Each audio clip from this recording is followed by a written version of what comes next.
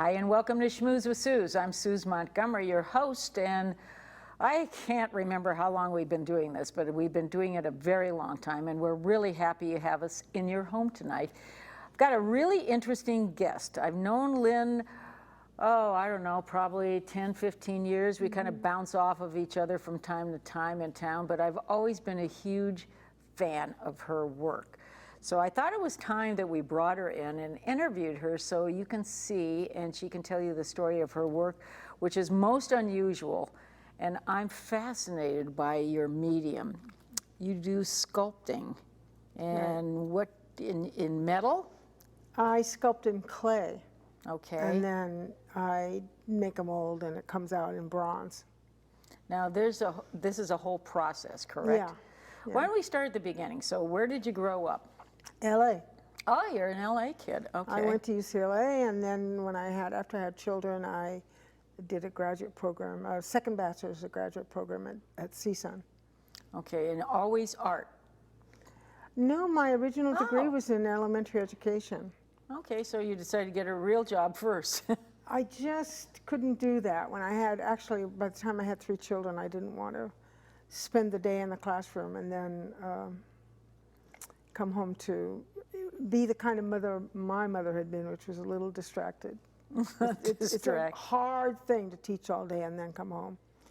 So I didn't want to do that. And I had a yellow bowl in my mind that my art teacher in 4th grade had helped me make on the potter's wheel.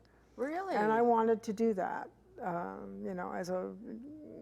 I guess I was in my late 20s by that time.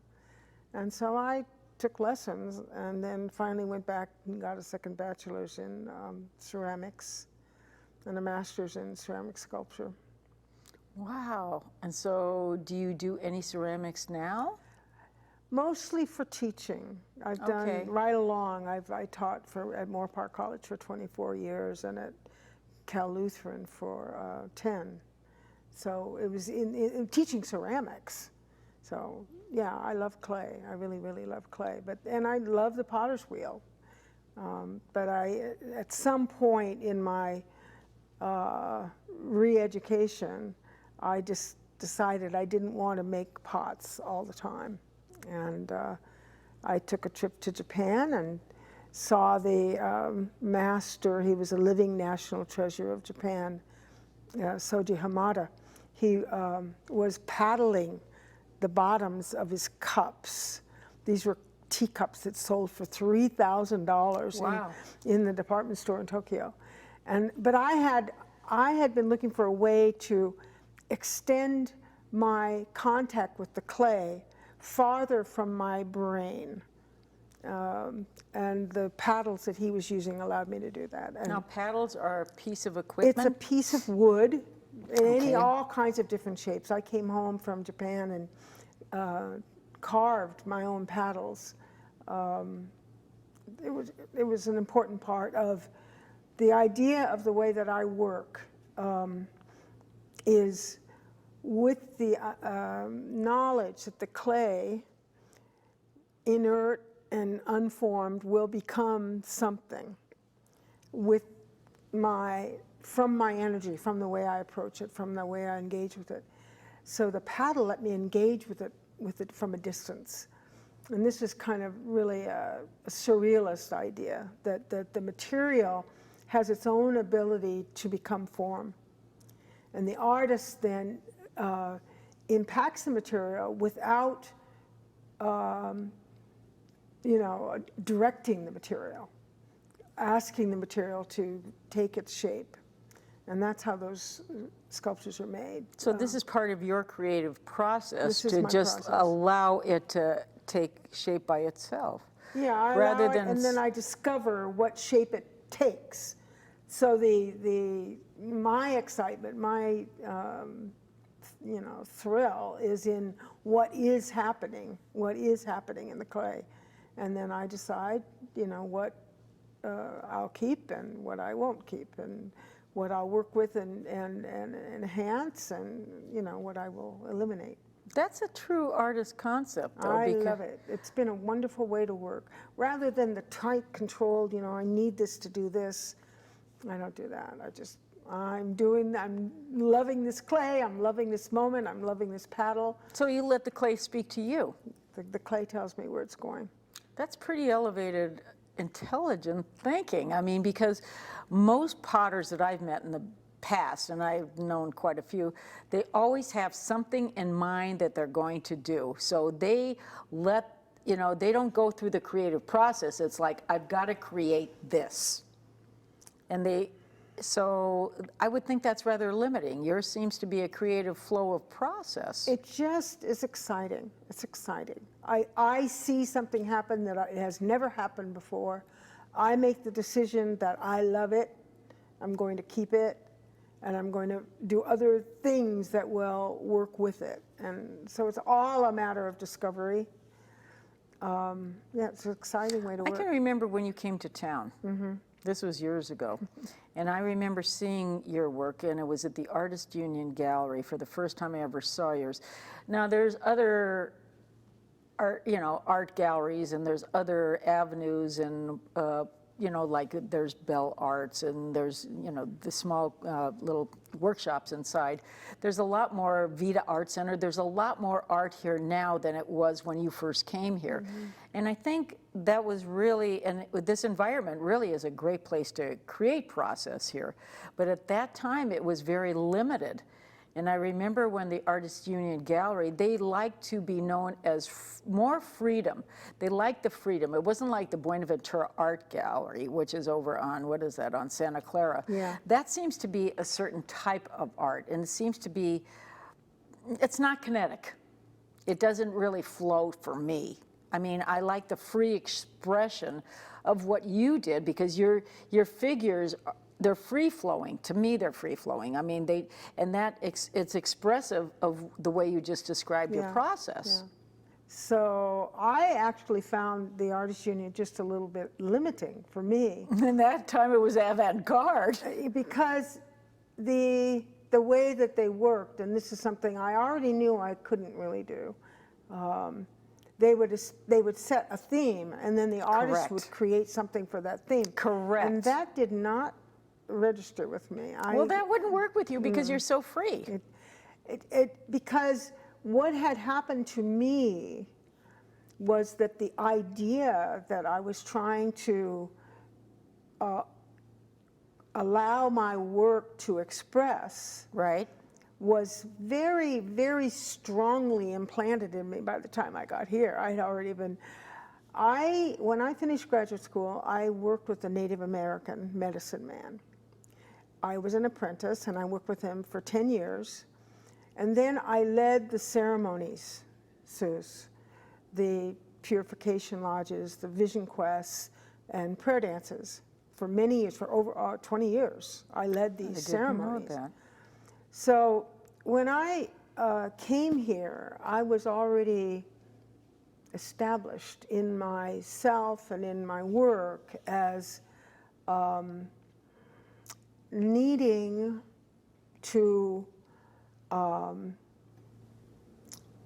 express an idea through my work. So what I was asking my work to show me was the feminine in celebration of itself. That's what I was looking for.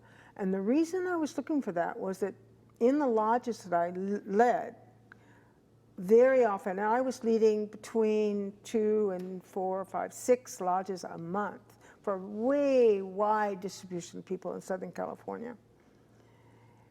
Women in those lodges were praying and weeping often about their issues around abuse.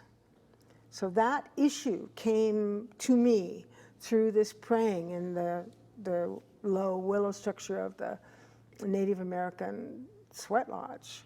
Women praying because they had been abused. And inherent within the culture.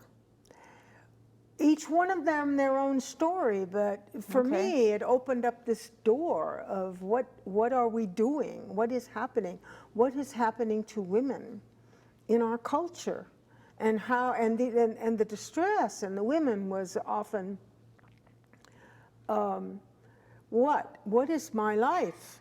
And who am I? What can I do now? You know, this kind of really sharp cut off from their own trajectory by what had happened to them. So that became a very big issue for me. In fact, my Native American teacher was telling us that our job in life was to develop our minds, to develop our bodies, to recognize the teaching of our emotions, to know that there was something bigger than we are, or some sort of a spiritual reality to what life is, and engage in our sexuality as our teacher and our means of celebrating life. So that was my work that I was doing with my teacher in this Native American transformational ceremony environment. But over here were these women praying in the lodge about abuse. So I took that, kind of anxiety, the pain of that, into my studio. And the sculpture became an antidote. For me, the sculpture became an antidote. What would it be? Who would the woman be if she were celebrating herself through her sexuality? I can totally see that happening. It evolved. Mm-hmm. And you express it through your work. Mm-hmm. Your work is so beautiful because it's simplistic, but it's complex. I don't know how to describe it better than that, but it flows. Yeah. I mean, I love the flowing aspects of it, and they're just, all the figures are beautiful. I mean, beautiful. That I'm glad that you brought them with you today, so we can see them at home. Sampling. And so now you have a studio where you're living now. Are you able to create there? I'm still writing the book. Okay. Now let's talk about your book. Because you have multi-talent as far as right brain. So before I left the studio, I was on Ventura Avenue, 1317 for... Yeah, I used to drive by every day. What was it, 12 years or 14? Long time. Maybe. The rust building, rust-colored building. Right. Yeah, the flags are still up. I didn't take down my... I noticed, I saw them today. Do you want to take them down? I'll take them down. I see them every day. So, but before I left the studio, I had already made the decision. I'd been working on this book since 1989. That is, making notes for it and some attempts to actually get it started. Mm-hmm. But about almost 4 years ago, I made a decision that it wasn't going to happen if I kept it on the back burner. It had to come out and be the main thing I was working on. Did you put away your sculpting at that time, or you continue to do? I haven't worked in clay seriously for about 3 years. Okay, so because Not you that were I focusing... feel it's over. You're focusing on another medium, though. I have done another whole body of work that's about what is love. But the ones on reclaiming the sacred source, the sacred feminine, I decided about maybe 3 years ago that I had finished that series. I'd been working on it for, 15 or 16 years, something like that, 17 years. That's a long time. And I decided that any more of that was going to be redundant. And that I'd actually said what I wanted to say through the sculpture. But that the book had to be a companion to the sculpture. So that's what I've been doing. Autobiographical? No. It's about the sacredness of sexuality. Okay, so you're just expanding on... I'm putting into a form what I have discovered is the history of the interference with women's access to their sexuality. And the reason for the trauma that women have been, experience. So that's what the book is. It's my working title has been Orgasm, a Sacrament. I'm working with an editor now. He thinks I have to soften that a little bit, so I don't know what the title is actually going to be, but I finished writing in January. Well, it's intriguing. Well, it is the subject of the book. That is the subject. Then maybe not. I don't know whether I'm going to change If you're the that title. passionate about keeping it, hey, there's maybe a reason for that. Oh, yeah. I'll have So, to- but you're done with the book now, right? I finished writing it, but I am in the rewrite, working with an editor to get rid of the repetition and, make it actually. My struggle with the editor is around this, how blatant I'm going to be on the. I started out for me, the first chapter was,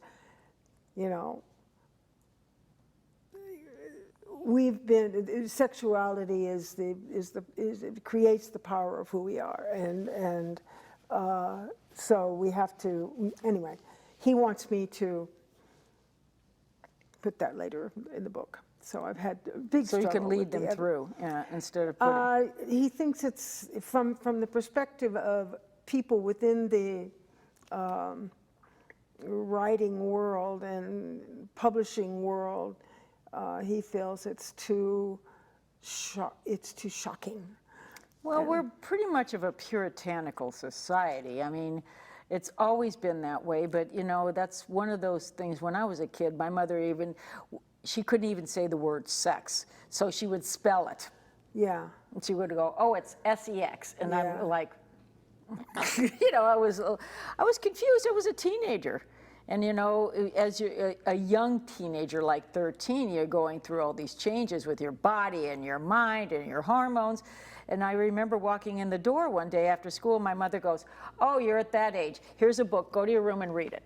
Yeah. And I'm going, "Okay, and I came back out and I said, 'Can I ask questions?' She goes, 'Nope. We'll bring you to the doctor and he'll answer questions.' So she brings me to this doctor. The guy had, if I was about, maybe I was 13 or 14. So the doctor at that time was probably in his 60s. And I walk in there and I go, I'm not going to ask him questions like that. This guy doesn't know anything about that. He's old. Now, you just, as a mind, the kid's thinking. This is a kid's thinking. And then again, you scroll forward to, it's really interesting. So you go through this whole period of you're trying to find out. Then you go through the whole period of, okay, that's what it's all about. Then you get a little bit deeper into it and go, wow, that's pretty cool. And then you finally get to the last stage, which my students are, age 85 to 107, and they are absolutely free. Their favorite subjects are like sex. Now nobody's doing anything, mind you, but they're asking questions. Mm-hmm. And now they're free to talk about it with each other. And that's I a guess, shame. I know, they've been repressed all these years. And so to me, as a child of the 60s, I mean, this is what we did. This is the way we lived. When we were in college, it was the big sexual revolution. And I couldn't come home and talk to my mother about it because my mother, sex, we're not talking about that. And then she gets pregnant at age 48. Wow. Oh, that was the big shocker of the year. So I come home from college and my mother looks at me and she goes, I got news for you. And I'm going, oh God, what is it? One of these things. And she goes, I'm pregnant. Now I'm sitting next to my boyfriend from college. He came to the same, meeting out in the backyard. And I look at him and I go, oh my God, they still do it, right? You're absolutely shocked to think of your mother having a baby at age 48. My dad was 60. So this was a little shocking. Was it a live birth? It was. Wow. He's like, there's 20 years between us all. Mm-hmm. And by far, he is the best of all four of us. He is amazing. He's nothing short of amazing. He's a great guy, and he's extremely intelligent. Owns a drug company. He's doing fine. But it was that time of repression, and and we didn't. I went to Catholic schools. I had Jesuits. Nobody talked about sex in Jesuit schools. So I think that's criminal. Now I think that's criminal. Now looking back at it, yes. And that because you don't get started at age 13 No. with an idea of this as a gift, as something that will apply to your ability to celebrate life, Absolutely. bring you pleasure. It's the continuum of life. And it's a very important piece of the continuum of life. We don't just chunk it out and forget it, because it is to be celebrated. I mean, I get that now at age 69. I mean, I got it earlier than that, but I look at it at that time, the repression, it was not discussed. I mean, you know, it was like in whispers. So our parents and their parents and their parents before them, all of that kind of silence and repression. Correct. Which I think leads to the trauma that the women in my lodges were experiencing. That is what my study has been about. And what I've discovered, was that 5,000 years ago, there was an invasion. So there is a tangible, there's a moment to go back to in history where the goddess worshippers had been around for 20 or 30,000 years. I mean, it was an obvious reality to have a goddess as the center of the culture, because those people were thinking about growing their society. And Sure. Birth was a sacred act and a mysterious reality. And so the goddess was a natural center of the religious life, of the life of the people, because new life was so essential. But what happened 5,000 years ago was the invasion of the Indo-Europeans that came over the Caucasus from the steppes of Russia. They came with weapons and horses and armor, and they were bigger people. They were meat eaters, so they were bigger people, and they overran the societies that had been worshiping the goddess. And in overrunning them, eventually, and determining that they would be in charge. Oh, they brought a god with them, by the way. They brought the god they had derived from the volcanoes around where they had been developing. They determined that they were going to be in charge, and so they wiped out the goddess worshiping cultures. And in order to, and the remnants that didn't, would not be suppressed, they continued to,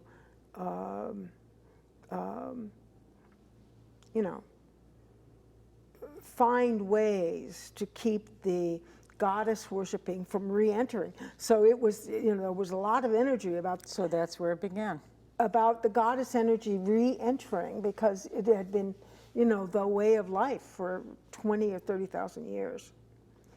The goddess was worshipped in the temple with sacred sexuality. So sacred, the orgasm was the way of celebrating the divine for the goddess worshippers. The way of suppressing them was to incriminate the women for their sexuality. And you saw this reflected in the women that you worked with in these tribal nations?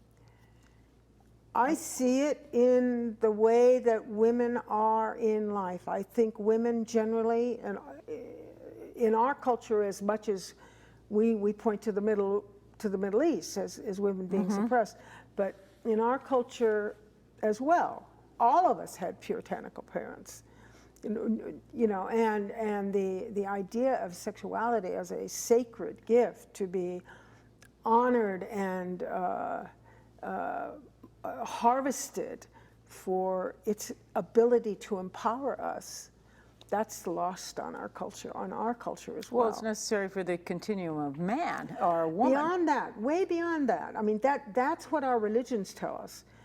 You can be sexual because you got to procreate.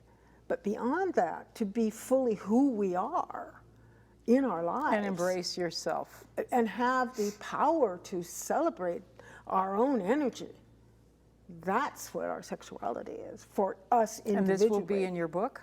That's what my book is about. Okay, we're running out of time, but I got to ask you, I got carried away too, because I love the story, but I love your relating it's a different perspective. I was reading a piece today about our the early civilizations in Europe, and they were women, and the warriors were women. They just found a grave of someone apparently, and it was on Smithsonian today. It was fascinating. I'll share that with you later. But I want to know about your sculptures. Now, you sell your sculptures, do you not? Yes, I do. Is it going? Can we put your website up Yes, so that people can purchase? Yes. Okay. They'll and you're have local. to purchase through me. Correct. And you're local. I am local. Okay. Because I want to make sure you get those out there. There's that image of my sculpture garden that I gave Rich, Okay. which I've just instituted. Many of my sculptures are in the garden. It's wonderful. You've got to come by and see it. I've got to, definitely. Yeah. I have sculptures in my garden at home too. I just recently started buying art for my yard.